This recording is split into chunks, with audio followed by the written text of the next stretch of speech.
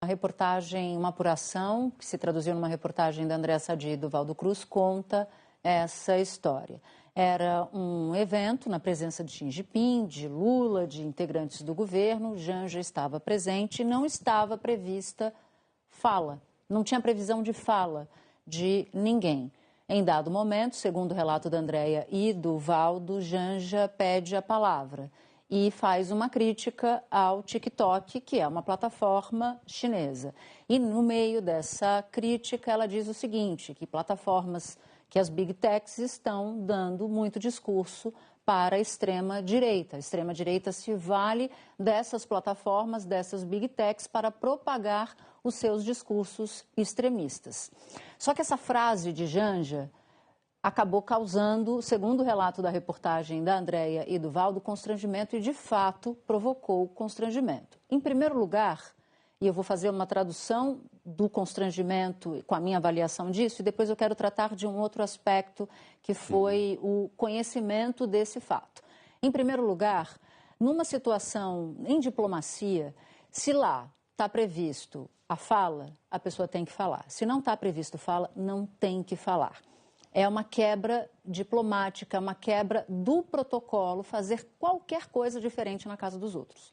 Sabe quando a gente aprende desde pequeno que a gente não pode fazer na casa dos outros algo que possa incomodar o dono ou a dona da casa? Em diplomacia, isso é levado ao paroxismo, ou seja, à extremidade, ao exagero. Não se pode. Porque isso pode causar arestas, isso pode atrapalhar alguma negociação ou isso pode incomodar bastante o anfitrião, o que foi o caso, segundo o relato de pessoas do governo, ouvidas pela Sadi e pelo Valdo. Por que Janja pediu a palavra? E por que pediu a palavra para tropeçar ou escorregar numa casca de banana? É função de um integrante do governo? Não. Atrapalhar o protocolo? Não. Muito menos de uma primeira-dama. Vamos pensar aqui em outros parceiros de presidentes ou chefes de Estado. Você vai imaginar, por exemplo, vamos pegar aqui Angela Merkel, que foi a mulher mais poderosa do mundo durante o período em que governou a Alemanha. O marido de Angela Merkel, o discretíssimo professor de física quântica, nunca apareceu quebrando o protocolo e pedindo a palavra quando não estava previsto palavra de ninguém. Vamos para um outro, Hillary Clinton, que já era uma política tradicional dos Estados Unidos, casada com o então presidente Bill Clinton.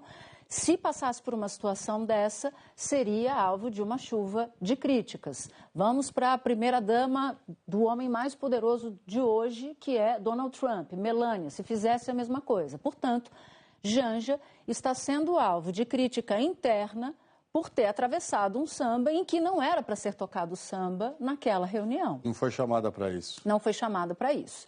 Isso é um aspecto da coisa, né? O papel de Janja no governo, porque isso reabre uma série de críticas que são normalmente feitas a ela.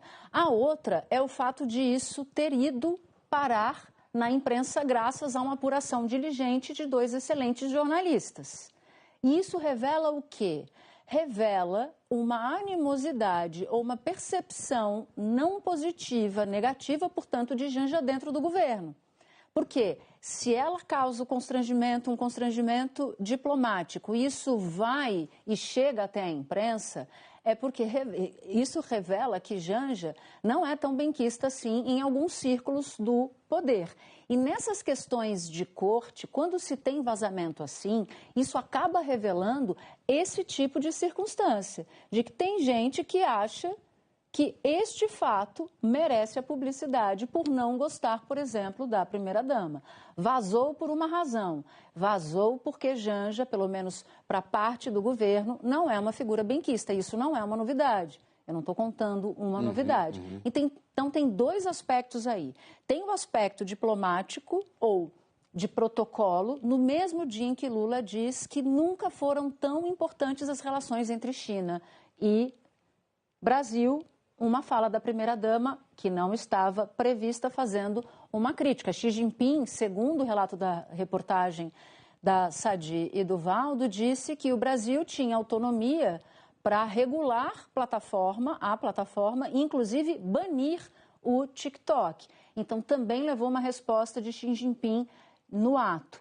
Em segundo lugar, é revelador de como são essas convivências na corte, de como são essas convivências, muitas vezes não muito fáceis, dentro do poder, pelo fato de alguém ter resolvido abrir a boca e contar e vazar isso.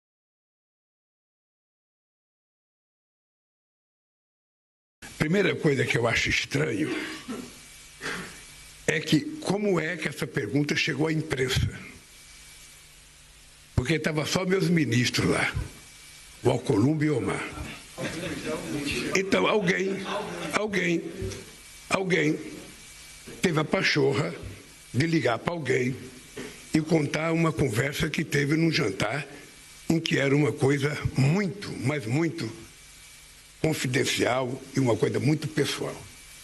E depois, eu que fiz a pergunta, não foi a Janja. Eu que fiz a pergunta. Eu até fico perguntando, que eu vi na matéria que um ministro estava incomodado, ficou incomodado. Se o ministro tivesse incomodado, deveria ter me procurado e pedido para sair.